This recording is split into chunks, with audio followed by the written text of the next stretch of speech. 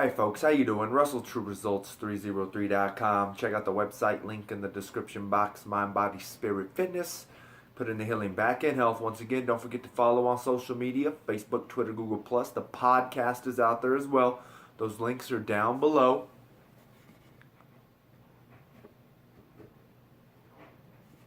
Sorry, trying to get that glare from up here out of the way. Just coming at you today with a video on something that I think every spiritual man needs to understand if he is married.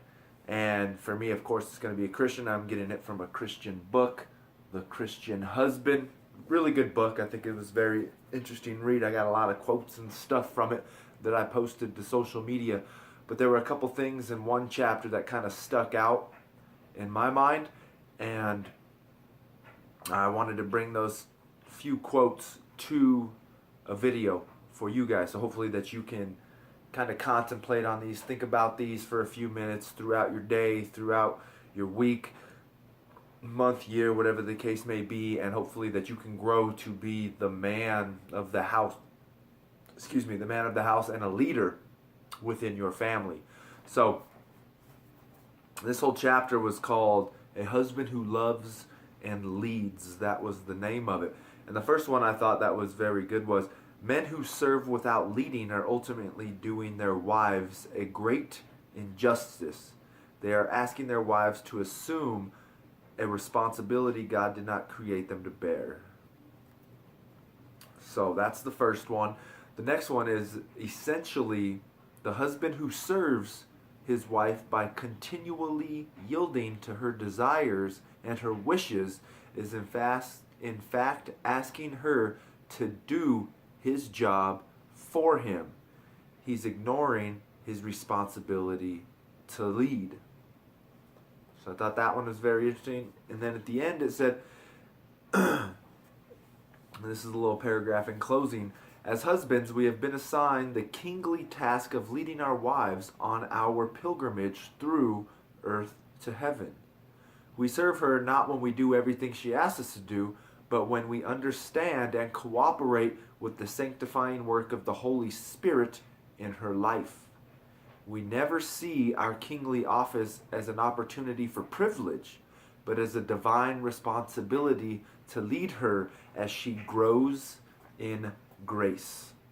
So I thought that was really, really good. Some good quotes for any spiritual man. Like I said, for me, it's a Christian Catholic perspective. I'm going to hopefully title this Spiritual Husband, but of course I'm always playing with the titles. But once again, I just really want you to contemplate those things. You know, it's something that I think if we actually listen to and take into consideration, we will definitely see a lot more growth, a lot within our relationships, a stronger relationship. Here was one. A provider does much more than secure material necessity. He makes strategic plans for his marriage and his home, looking ahead to arrange for spiritual, emotional, and social needs as well. And then down here, another one that I marked was, ask them about their 5-year plan for their marriage, and they'll likely look at you like a deer in the headlights. Right? So we've got to understand that we always need to be leading, have a plan, but of course we are always going to be asking for the advice, as that says, ask a couple about their 5-year plan for their marriage, and they'll be lost and confused. So we need to understand those things. And I think a great example here real quick is going to be, I know some people in a relationship, a guy in a relationship, right? And the guy stops drinking for his girlfriend. I think we see this in a lot of relationships, or, something of this same example in the lives around us. And yet the man stops drinking, but the woman smokes cigarettes, weed, whatever the case may be. My opinion, it's, hey, if you're going to give up something to please your lady should do the same. You should tell her she should not be smoking and those types of things. And then all of a sudden it's like, oh, well, she can't do that. She'll be so unhappy and so upset and this and that. But then unfortunately we've got to understand that if you're going to have a child with this woman, and all of a sudden if she can't stop it right now for her own sake, for your sake, how are you going to be able to stop when you are pregnant just because you are pregnant? Now all of a sudden you're bringing this issue into an unborn child and possibly forcing something upon, an illness upon this poor living being growing within the body. So once again, I think it's something that you need to work on together, right? It's always about having those uncomfortable conversations, and we got to remember that love is also always wanting what's best for the other person. And if we know that not smoking and not drinking is what's best for that other person, whether it be you or they themselves making that sacrifice, we need to be able to help with these issues. But once again, take those few things into your thoughts, into your prayer, into your quiet time, and just think about it. All right? Men who serve without leading are ultimately doing their wives a great injustice.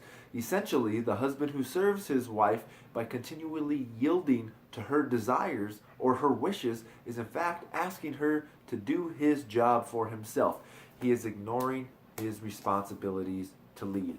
So once again, the book right there, The Christian Husband, Bob Lepine, however you want to say. Good book. I think any spiritual man should read it, but of course it is a book geared more towards the Christian man, as the title says. So once again, I hope this helps. Don't forget to follow on social media, Facebook, Twitter, Google+. Don't forget to subscribe to the channel. Don't forget to check out the podcast as well. All those links are down below. Share and like these videos.